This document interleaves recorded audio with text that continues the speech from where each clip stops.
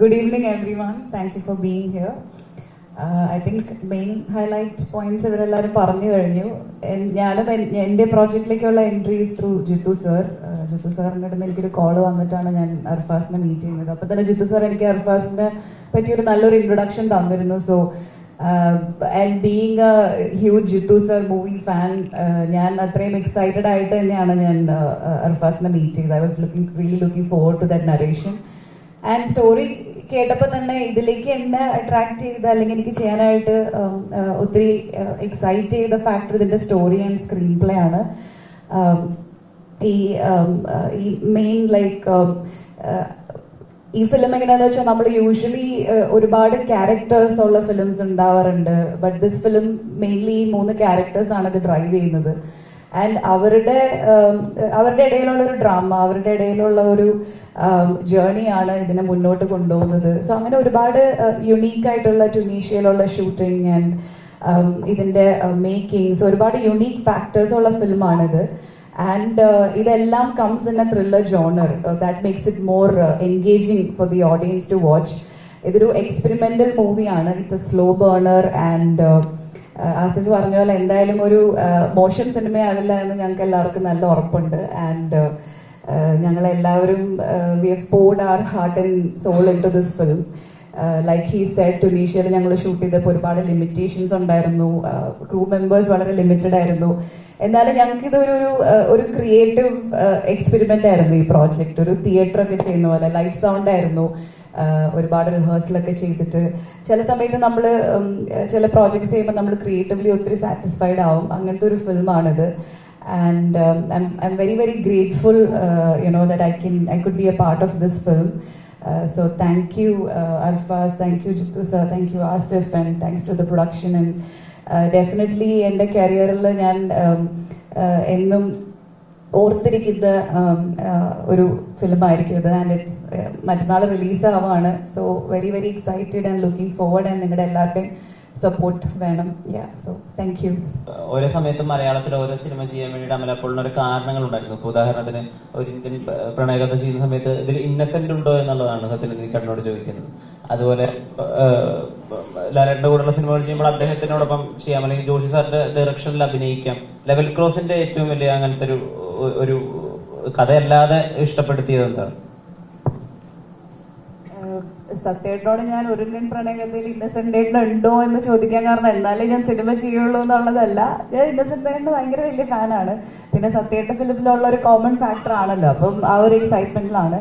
പിന്നെ രൺബേബി റൺ ആണെങ്കിലും അതിന്റെ story, Lalettan, Joshiy sir, it's a combo. അതൊക്കെ ഒരു വലിയൊരു ബ്ലെസ്സിങ്സ് ആയിട്ടാണ് ഞാൻ കാണുന്നത്. ആക്ച്വലി ഞാൻ ചൂസ് ആൻഡ് പിക്ക് ചെയ്ത ഫിലിംസ് അല്ല, എന്നിലേക്ക് വന്ന ഫിലിംസ് ആണിത്. അതുപോലെ തന്നെ ഈ പ്രോജക്റ്റ് വന്നപ്പോഴും ഞാൻ പറഞ്ഞല്ലോ, ജിത്തു സാർ വിളിക്കുന്നു എന്നെ. പിന്നെ ഞാൻ സ്റ്റോറി കേട്ടു. ആൻഡ് ഇതിന്റെ actors Asif and Sharafudheen, technically strong ആയിട്ടുള്ള ഒരു ക്രൂ. ആൻഡ് മെയിൻലി എനിക്ക് ഇതിന്റെ സ്റ്റോറി ആൻഡ് എനിക്ക് ആസ് എ ഡയറക്ടർ അർഫാസ് എനിക്കത് നറേറ്റ് ചെയ്തതും അർഫാസിന്റെ ഒരു വിഷൻ, അർഫാസിന്റെ ക്ലാരിറ്റി, എന്നെ അതെല്ലാമാണ് കൺവിൻസ് ചെയ്തത്. So overall it was a good project to be a part of എന്ന് തോന്നി. എനിക്കൊരു നല്ലൊരു ഇൻറ്റ്യൂഷൻ ഉണ്ടായിരുന്നു, ഒരു കൺവിക്ഷൻ ഉണ്ടായിരുന്നു ഇത് എന്തായാലും വർക്ക്ഔട്ട് ആവും. ബിക്കോസ് എല്ലാ ഡിപ്പാർട്ട്മെന്റ്സിലും ഇത് അത്രയും തന്നെ ഈ പടം അർഫാസ് എങ്ങനെയാണോ കാണുന്നത് അതേ വിഷൻ തന്നെയുള്ള ആക്ടേഴ്സും ടെക്നീഷ്യൻസും തന്നെയാണ് ഇതിന്റെ കൂടെ ഉള്ളത്. സോ അത് നന്നായിട്ട് വരും എന്നുള്ള ഒരു കോൺഫിഡൻസ് ഉണ്ടായിരുന്നു. സോ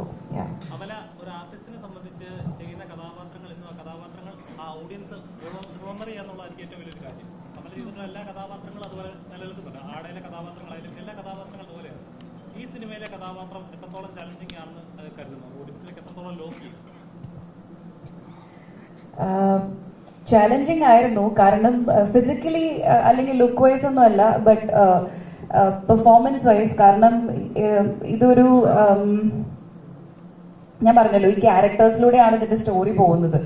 അപ്പം ഒത്തിരി ലേയേഴ്സ് ഉള്ള ഒരു ക്യാരക്ടറാണ് ഞാൻ പ്ലേ ചെയ്ത ചൈതാലി എന്ന് പറയുന്ന ക്യാരക്ടർ. അപ്പൊ എനിക്ക് ഒത്തിരി കൺഫ്യൂഷൻസ് ഉണ്ടായിരുന്നു. ഒരുപാട് ക്ലാരിറ്റി വേണ്ട ഒരു ക്യാരക്ടറായിരുന്നു. ഐ റിമെമ്പർ ഞാൻ ജിത്തു സാറിനെയും അവിടെ നിന്ന് ടുണീഷ്യയിൽ നിന്ന് വിളിച്ചിട്ട് ഇതിനെക്കുറിച്ച് ഡിസ്കസ് ചെയ്തായിരുന്നു. ഞാൻ ഇതിനെക്കുറിച്ച് ഞാൻ ഒരു സൈക്യാട്രിസ്റ്റ് ആണ് ഞാൻ പ്ലേ ചെയ്യുന്നത്. അപ്പം ഞാനൊരു ഡോക്ടർ, ഒരു സൈക്യാട്രിസ്റ്റ്, എനിക്കറിയാവുന്ന ഒരു ഡോക്ടറെ വിളിച്ചിട്ട് ഞാൻ ഡിസ്കസ് ചെയ്തിരുന്നു. അപ്പൊ എനിക്ക് ആ ഒരു ക്ലാരിറ്റിയിലേക്ക് എത്താൻ വേണ്ടിയിട്ട് കുറച്ച് സമയം എടുത്തിരുന്നു. But Arfaz was there. എനിക്ക് എന്റെ എല്ലാ ക്വസ്റ്റ്യൻസും വളരെ വ്യക്തമായി ക്ലിയർ ചെയ്ത് തന്ന്. അപ്പൊ ആ ഒരു മെന്റൽ എക്സസൈസ്, ആ ഒരു പ്രോസസ് വെച്ച് നോക്കുമ്പോൾ ചാലഞ്ചിങ് ആയിരുന്നു. ബട്ട് എനിക്ക് I really want to thank ഞങ്ങളുടെ DOP അപ്പു പ്രഭാകർ. ലൈക്ക് നമ്മൾ ചില സിനിമയിൽ നമുക്ക് തോന്നില്ലേ നമ്മളെ കാണാനായിട്ട് വളരെ ഭംഗിയുണ്ടെന്ന്. Like I look really good, like presented very well.